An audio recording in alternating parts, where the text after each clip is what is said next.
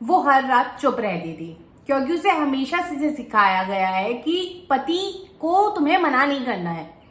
तुम पति की संपत्ति हो, वो जो चाहता है तुम वो करो। वो हर सुबह मुस्कुराते हुए उठती थी, क्योंकि समाज ने उसे सिखाया, हमेशा से ये बताया कि ये तो तुम्हारा घरेलू मामला है ना, इसमें तुम पूरी दुनिया को क्यों लपेट रही हो। पर क्या जबरदस्ती का मतलब प्यार दे सकते हैं हम उसे? जबरदस्ती को प्यार में लाया जा सकता है? नमस्ते दोस्तों, वेलकम टू लॉ स्कूल, जहां हम आज बात करेंगे मैरिटल रेप के बारे में, जो एक बहुत ही कंट्रोवर्शियल टॉपिक है। और मैंने हाल ही में एक रील डाली थी मैरिटल रेप के ऊपर, जिस पर मैंने लोगों के कमेंट्स पढ़े, और वो आज भी ये बात कर रहे थे कि मतलब उससे मुझे जो पता चला है कि और आदमियों की आइडियोलॉजी ऐसी है, आज भी पुरुषों की ऐसी सोच है कि औरत उनकी संपत्ति है, शादी के बाद वो उनके साथ कुछ भी कर सकते हैं, वो उनका अधिकार है, और उनके साथ उनका कोई भी तरीके का रिलेशन बनाना उनकी मर्जी है। तो सबसे पहले हम बात करेंगे कि मैरिटल रेप आखिर होता क्या है। जब शादी के बाद एक पति अपनी पत्नी ही के साथ ही जबरदस्ती में शारीरिक संबंध बनाए, उसको जबरदस्ती सेक्सुअल रिलेशनशिप्स बनाने को ही हम मैरिटल रेप कहते हैं। हमारे इंडियन लॉ के अकॉर्डिंग आईपीसी, जो कि इंडियन पिनल कोड पहले था बट अब बीएनएस है, उसमें रेप जहां पर डिफाइंड है, उसी रेप की परिभाषा में एक्सेप्शंस भी दिए हुए हैं। उन्हीं में से एक एक्सेप्शन बात करता है आपका मैरिटल रेप के बारे में। रेप में जो एक्सेप्शन है वो ये क्लियर बोलता है कि एक पति अगर सेक्सुअल रिलेशनशिप बनाता है अपनी पत्नी के साथ, जो कि 18 साल की उम्र से ज्यादा की है, तो उसको रेप नहीं मानेंगे, भले ही अब वहां पर उस औरत की कंसेंट हो या ना हो।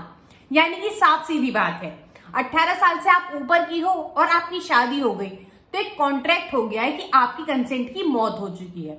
अब आपका हाँ या ना उनके लिए मैटर नहीं करता है। अब हमारे इंडियन लॉज बारे में क्या कहता है, ये तो हम समझ गए कि ये एक कानून है जो एग्जेम्प्ट कर रहा है मैरिटल लॉ को, पर हमारा ओवरऑल लॉ क्या बोलता है? तो अगर हम इंडियन कॉन्स्टिट्यूशन की बात करें तो आर्टिकल 14 ये आपकी इक्वेलिटी को मैंडेट करता है। आर्टिकल 14 बोलता है कि हर एक इंसान लॉ के सामने इक्वल है।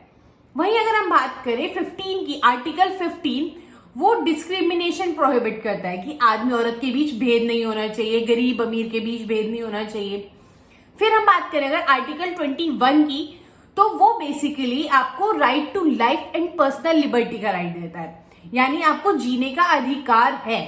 अब इस सब को समझ के हम इतना तो समराइज कर सकते हैं, और हम ये चीज जानते हैं, अगर आप शादीशुदा नहीं हो, अगर आप 18 साल से ऊपर के या कम भी हो भले ही फिर, या फिर ज्यादा के हो, और आपके साथ जबरदस्ती बिना आपकी कंसेंट के सेक्सुअल रिलेशनशिप बनाए जाए किसी भी आदमी के द्वारा, तो वो रेप में आते हैं। बट वही चीज अगर शादी के बाद कोई आदमी करे जो कि आपका पति है, तो वो तो वो रेप की कैटेगरी में नहीं आएगा। क्या ये आपको लगता है कि ये सही है? क्या कानून का ये जो प्रक्रिया है, क्या ये सही है? वही चीज शादी से पहले गलत है, और वही चीज शादी के बाद अगर पति कर रहा है तो सही है। ऐसा क्यों? क्या ये साफ सीधी एक इनइक्वालिटी नहीं है जो आपके कॉन्स्टिट्यूशनल राइट्स का एक पूरी तरीके से वायलेशन कर रही है? National family health survey NFHS 5 की रिपोर्ट के अनुसार हर 3 में से 1 महिला ने कभी ना कभी तो घरेलू हिंसा का शिकार जरूर हुई है वो। और वहीं अगर हम बात करें, लाखों महिलाएं शारीरिक और मानसिक शोषण झेलती हैं, लेकिन फिर भी चुप हैं। क्यों? क्योंकि उनका समाज कहता है कि तुम्हें पति की बात माननी है, तुम्हें पति की सुननी है, और इनडायरेक्टली तुम पति की प्रॉपर्टी हो, तुम उसकी संपत्ति हो। 2000 में दिल्ली हाईकोर्ट में मैरिटल रेप को ऑफेंस बनाने की मांग रखी गई। वहां पर एक केस चलाया गया, बट इवेंचुअली उसका जो जजमेंट आया वो आपका स्प्लिट वर्डिक्ट आई थी, जिसमें आपके जस्टिस राजीव शगदर ने कहा कि शादी के नाम पर रेप को इजाजत नहीं दी जा सकती। वहीं जस्टिस हरिशंकर ने कहा कि ऐसे मामलों में कानून बनाना सांसद का काम है, कोर्ट का नहीं। अब फिलहाल के लिए मामला सुप्रीम कोर्ट में है, जहां हमें उम्मीद है कि कानून बनेगा और इसको एक ऑफेंस माना जाएगा। क्या आप जानते हो कि इंडिया के अलावा 100 कंट्री से ज्यादा है जहां पे मैरिटल रेप को एक ऑफेंस माना गया है? उन कंट्रीज के नाम है आपके अमेरिका, यूके, फ्रांस, ऑस्ट्रेलिया। इन सभी में मैरिटल रेप को रेप माना जाता है। लेकिन भारत दुनिया का सबसे बड़ा लोकतंत्र होने के बावजूद आज भी इस मुद्दे पर चुप है। क्यों? क्या भारतीय महिलाओं के अधिकार कम है? क्या इनको कम आंका जाता है? क्या आज भी भारत की महिलाओं को बाहर की महिलाओं के मुकाबले कम आंका जाता है? क्यों है? मतलब इस चीज का रीजन क्या है आखिर? मैरिटल रेप सिर्फ एक शब्द नहीं है, ये उस चुप्पी की चीख है जिसे परिवार की इज्जत कह के दबा दिया जाता है। तुम लड़की हो, तुम्हें देखना है कि तुम्हारे बाप की इज्जत बनी रहे। तुम पत्नी हो, तुम्हें देखना है कि तुम्हारे पति की इज्जत बनी रहे।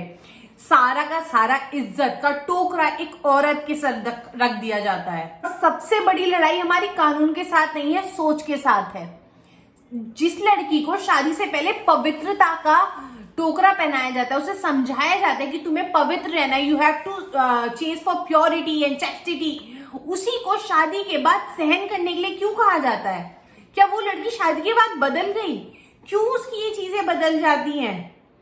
मर्जी के बिना हर एक रिश्ता जंजीर होता है, और जब तक हम इस जंजीर को नहीं तोड़ते तब तक न्याय सिर्फ किताबों में रहेगा।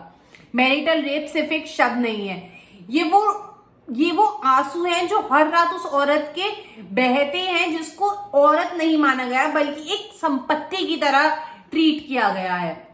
लेकिन अब समय आ गया है, उठिए और साथ दीजिए उन महिलाओं का। आवाज उठाइए जो डरती हैं इन चीजों में, या फिर जो सामने आने से डरती हैं, उनके साथ खड़े होइए। उन्हें भरोसा दिलाइए कि उन्हें न्याय मिल सकता है। उन्हें बताइए कि उनके साथ जो हो रहा है वो गलत है। मैरिटल रेप को अपराध घोषित करना सिर्फ कानून की नहीं, इंसानियत की जीत होगी।